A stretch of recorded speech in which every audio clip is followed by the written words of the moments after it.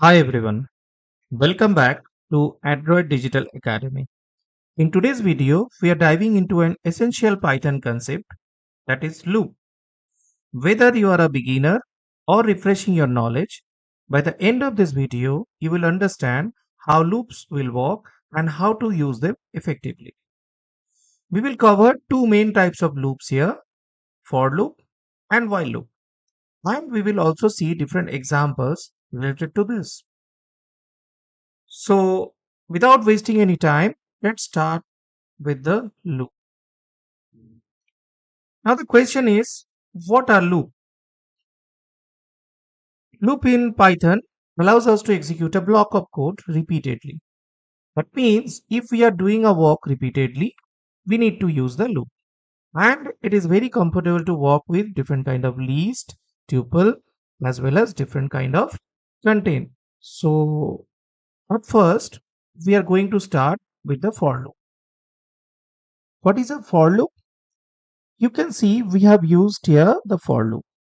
And we are doing the work with the list at first.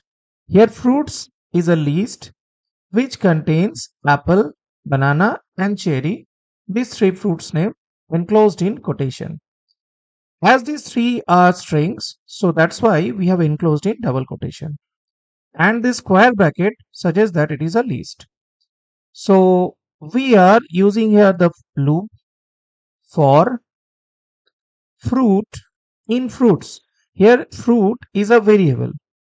This fruit is a variable. You can use any other names here, like you can use A, B, C, D, anything. It's a simple variable.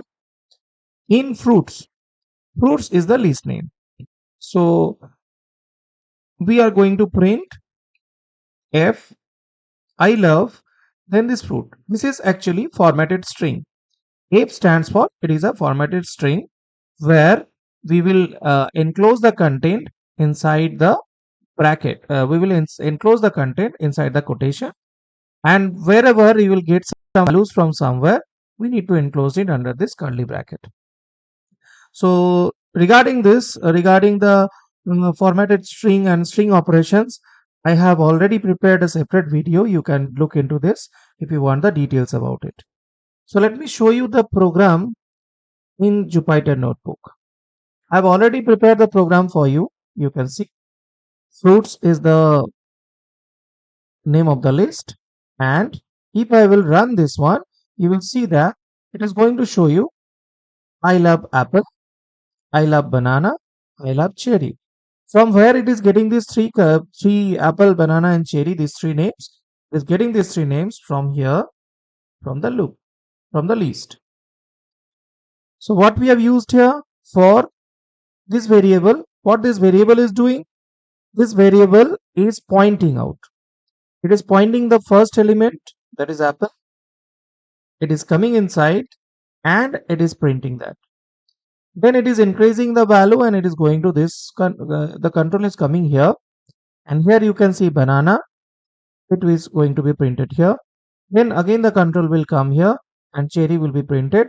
Like this way we are getting the names of these three fruits. So this is how we can simply work with the list. Now you can see there is another example where we are using the for loop with the range function. So how it will work? Here I have mentioned 5. So whenever we are mentioning any range here, loop will always start from 0 and it will go up to this value which is provided inside the bracket. So here our loop is going to run from 0 to 4 because in loop the last value will always exclude. Now what is the similarity between these two? You can see that here for we have used here fruit. Instead of this, here we have used I. I is also a simple variable and the value of I will be set to 0 at first and it will increase and go up to 5, but it will exclude the 5. In this case, what is happening? You can see that we are again using the formatted string so that we can print the string along with the value. So you can see that number, and here we have used I. At first the value of I will be set to 0 then it will become 1, then it will become 2, then it will become 3, after that 4, and it will finish. So this is how the loop is working. So if we will use the range function, you can see that we can provide here the last range of that particular loop. So this in this case, our loop will run from 0 to 5. If we will use here 10, so it will also run from 0 to 10, but it will exclude the 10. This is how we can walk with the loop, and we can also use the range function like this. I'll explain it. Let me come to the presentation once again. So this one I have already shown you. Now this is how the range function will work. I've already shown you this one. If we want to create a custom range, what is the syntax for custom range? You will use the range, then we have the starting value, we have the ending value, and we have the step value. Step value means if we want to increase it, suppose you want to increase it by 2, so you will write here 2. If we want to increase it by 1, you will write here 1. If we want to decrease the value, you will write here minus and that value. Suppose you want to decrease it by 1, so you will write here minus 1. So we have to provide the starting value, we have to provide the stopping value as well as the step value. If you are not providing it, like in this case, I have not provided the starting value, ending value, or step value. In this case, it is considering the 5 as the last value. But here you can see that we have mentioned it that it is going to be started from 1. Earlier I have not mentioned the starting value, so it has started from 0. Here I have mentioned that 1, so it will be starting from 1 and it will go up to 10, but the step value I have given as 2. That means it will increase by 2 value. Let me show you here in the notebook. Here the same program I have written, and you can see that first the value of I is 1, so 1 is printed. Next the value will increase by 2, so 1 plus 2 is 3, so 3 will be printed. Again it will be increased by 2, so 3 plus 2, 5 will be printed, and so on. So 7 and 9 will be printed. So this is how we can work with the range by providing the starting value, ending value, as well as step value. So this is how we can work with the for loop. I hope it's clear to everyone. So I'll request you, if you are liking this all, you can write the same program and you can paste that in the comment box. Let me come to the next loop, that is while loop. Now while loop is actually working on a condition. Until and unless the condition is true, the while loop is going to run. It is very easy to work with the infinite loop if you are using the while loop. So this is one of the example of while loop. Here we have taken one count variable where we have kept 5, and here we have written while count is greater than 0. So at first the value of count is 5, so definitely it is greater than 0. So it will come inside and it will be printing this one, count. So at first 5 will be printed. When we have written count equal to count minus 1, this means count equal to count minus 1. That means the value of count will decrease one by one. So at first the value will become 5, then it will decrease by 1, it will become 4, then it will decrease the value, it will become 3, 2, 1 and 0. When it will become 0, it will come out of the loop.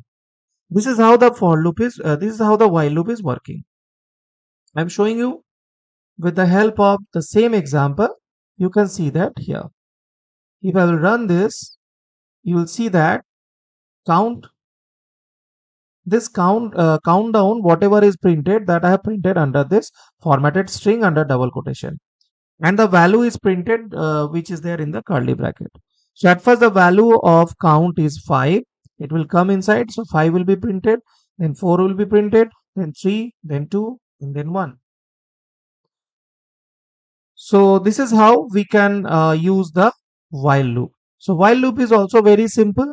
we can use it. We can also go to the forward direction, or we can also go to the backward direction. Just we need to increase or decrease the value. Here we have started from the maximum value and we have decreased it. So that is why we have used here minus. So this is how the loop is simple. So let me come back to the presentation once again. So key difference between for and while loop. For is used when you know how many times you need to iterate. Like there we have mentioned in the range function the value 5. So we went up to 5. We have counted up to 5. So in for loop we have to set the target that up to which the loop will run. But while is we can use the while loop for infinite time as well, because it is dependent on the condition. Until and unless the condition is true, while loop is going to work. So what are the common mistakes we are making? We are forgetting to update the variables in the while loop, and sometime when we are using the while loop we are forgetting to mention the starting range of that. These are the common mistakes we are making in the while loop. And indentation, very important concept, that is indentation. Here in the for loop I have used one colon. This colon means we have indented the value. Means once we are using the colon and we are pressing enter, system will think that whatever we are writing after that, that will be coming under the loop. So here you can see that the space it has taken automatically. If I will erase this one and I will press enter, you will see that it's coming from here. But if you will use the colon here and press enter, you will see that it is automatically taking some space.